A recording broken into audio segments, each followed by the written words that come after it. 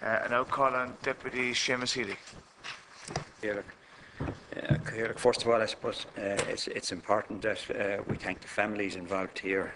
You know, families who have raised these issues and persisted with these issues, and indeed to thank the Minister for the manner in which he's dealt with the situation, and to welcome a report of Tony Holan, the medical officer, in relation to this.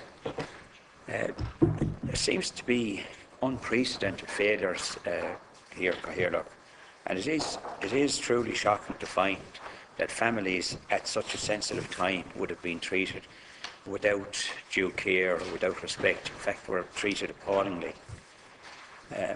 And to some extent, from a personal point of view, I'm at a loss to understand that, because as someone who worked in the hospital service for over 20 years, I find the culture outlined in the report completely foreign, certainly to what my experience has been.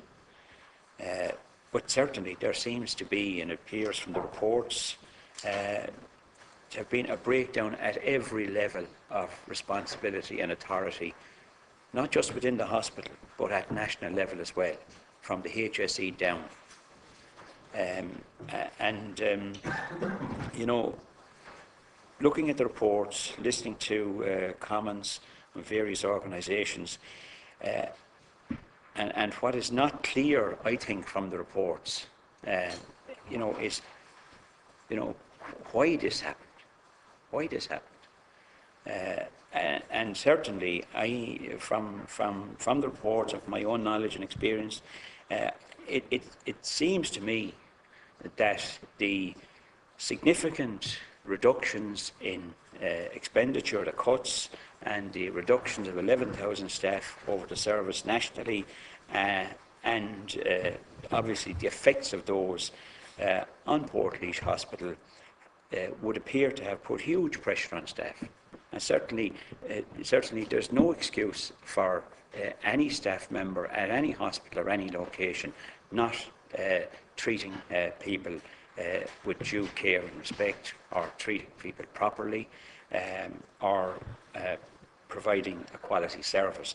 But there is no doubt, I think, there's no doubt that staff are under ongoing pressure on a daily and indeed on an hourly basis. And you know, the fact that, for instance, quite a number of the posts at senior level were filled only on a temporary basis. The fact that there is 25% agency staff at both nursing and medical level in the hospital. You know, all these issues, you know, the fact, as Deputy O'Quillan has said, the relativities of 1 to 55 in the hospital, when the national figure is 1 to 29.5. It would suggest to me that there is very serious difficulties and very serious pressure on staff within the hospital. And the other significant matter, I think, that arises in the reports is the whole question of concerns raised by staff at a number of levels. And I would like to ask the question, in relation to those concerns, for instance, nursing staff apparently raised concerns over a number of years. Other staff raised concerns. What happened to those concerns? Where did they go? What action was taken as a result of those concerns being raised? Because it's not clear from the report. And what procedures are in place now for concerns raised by staff to be dealt with, and dealt with on a reasonable basis? And just finally, I suppose I do welcome the statement by the HSE of the open disclosure policy. Obviously very, very welcome.